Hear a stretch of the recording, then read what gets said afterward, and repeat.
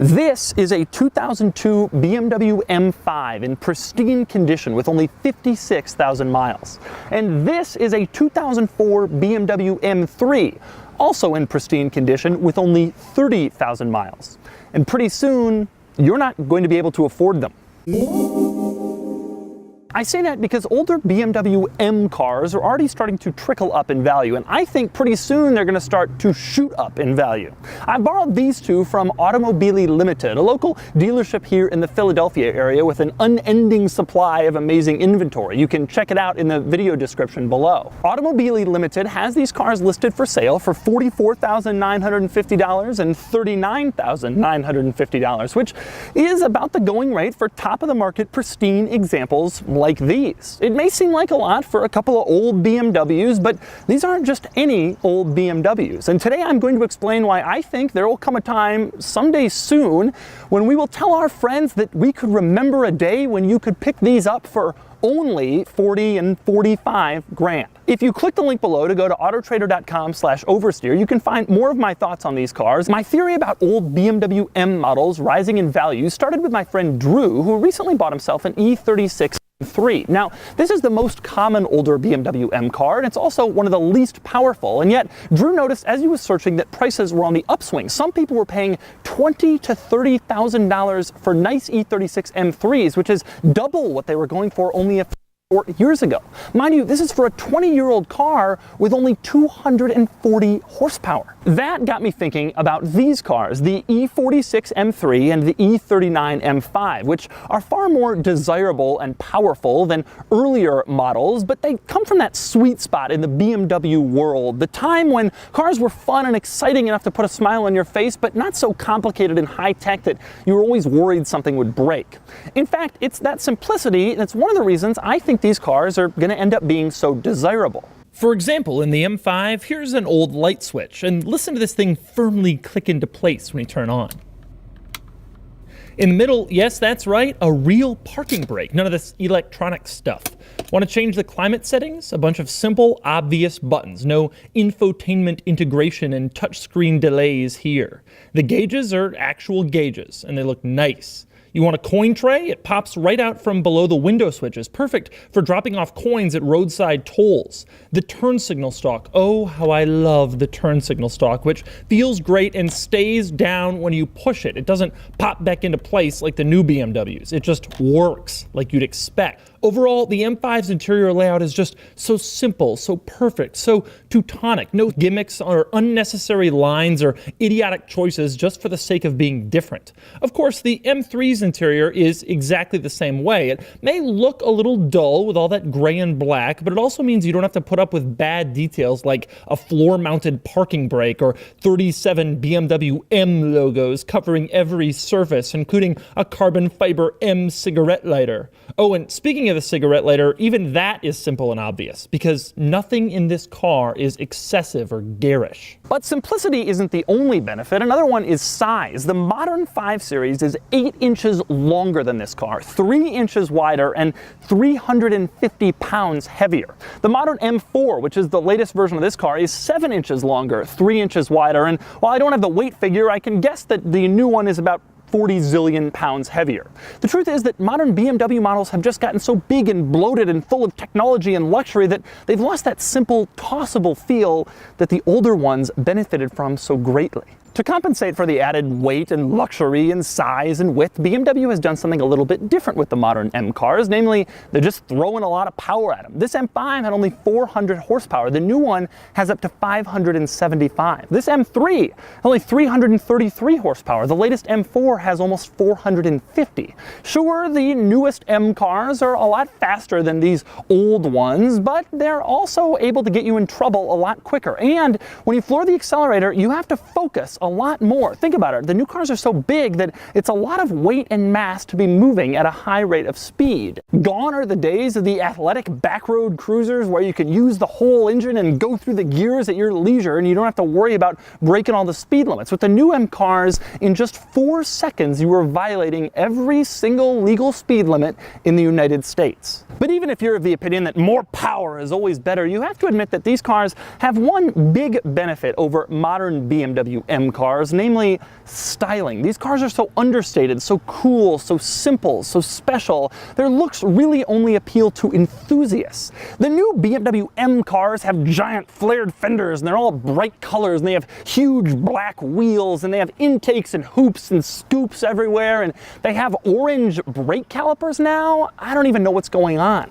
Those cars are really popular with the South Florida show-off crowd, but these things came from a time when you didn't have to tell everybody that you were cool. It was just sort of understood. And then there's another reason why these older M cars are rising in value, and that is they're just getting rarer. A couple of years ago, when these things were really cheap, a lot of people bought them and modified them. You know the crowd I'm talking about. They crashed them, they didn't treat them well, they didn't perform any maintenance because they could barely afford to buy the car in the first place. They cut the springs, they stanced them, they added green wheels and eBay taillights. It was a really bad situation. Clean, untouched examples like these are almost impossible to find as a result of that, and that's jacking up prices for anybody who really wants one. And then, of course, there's the final factor that's pushing up the value of the E46 M3 and the E39 M5, and that is quite simply the way they drive. Today, I'm going to take them out on the road and tell you what I think about the driving experience, and then I'm going to give both of these cars a Doug score so you can see where they stand. I'm going to start with my favorite of these two, the M5.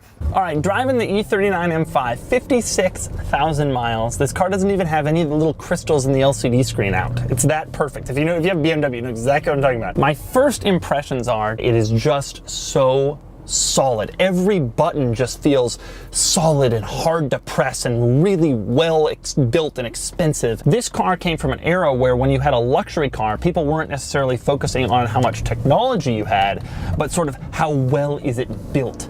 And this car was built very well. I have it in regular mode, and in regular mode it feels like a nice, comfortable cruiser, just an easy driver. One interesting thing about this car, when you put it in sport mode, it like comes alive. The really interesting thing, the clear thing that happens is the throttle response just feels a lot sharper. A lot of cars I put in sport mode and the automaker says it does this, it tightens that, this happens at 28 whatever is a second. This car, you could actually feel there's a lot more play in the gear lever than in modern cars. It's actually kind of funny how much play there is. Even when it's in gear, you can move the shift lever an inch or two in any direction. Of course, in modern BMWs, you can't get a stick shift, so man, it handles well. It stays really flat. For a car that's 15 years old, it still feels very flat, and it's fast. Just feels solid, it feels stable, it feels planted. This is how a German car should feel. And I don't feel like I'm lugging around extra weight. The car is just reasonably solid. I can reach out and touch the passenger side door panel. You can't do that in a 5 Series anymore. The clutch and shifter are very easy to work. They're very smooth. The clutch especially is just nice and smooth. The catch point is very obvious. It's linear travel. It's perfect. And it's fun. It's incredible how pokey this car is. This car is the size of a current M3, and so it actually feels tossable and kind of light on its feet, which is impressive. That's the thing that's so amazing about this car. It feels in a lot of ways like a modern car. You don't have to put up with classic car problems with this car. There's no carburetor. It doesn't feel ancient. It doesn't feel really slow. You don't feel unsafe. This car has airbags everywhere and everything like a modern car. But at the same time, you don't have to put up with new car size and excessive power, technology that you don't necessarily want. It's in that sweet spot, in my opinion, that sweet spot of cars in sort of the mid-2000s where it was just the right level of performance combined with technology, combined with luxury, combined with safety. Okay, so that is a cool car, but so is this. So now it's time to get behind the wheel of the E46 M3. Now we're driving E46 M3. I haven't driven one of these since college. There was a guy in college named Zabby who was a friend of mine who had one of these, and we all had crappy cars, and he had this, and he was the coolest guy. Everybody wanted to ride with him, and I wanted to drive his car, and it was so cool back then. And then it became kind of a used car, and it was like, oh, people are modding those, they're cheap now, whatever. And now it's becoming cool again. Instantly, you can tell that this car is a little bit harder edge than the M5. It's more of a performance car. I don't have to press the sport button to get sort of the harsher ride and the better throttle response. You can hear more sound. The M5 is certainly more of a luxury cruiser. They knew that this was more of a true sports car. But still, a lot of the same benefits that I like about the M5, I like about this car. Everything just feels so solid. It's definitely higher strung. When you floor it, you're kind of goaded to going a little bit faster. But again, this car doesn't really feel all that fast. It feels relatively quick, but by modern standards, it's not like a scorcher.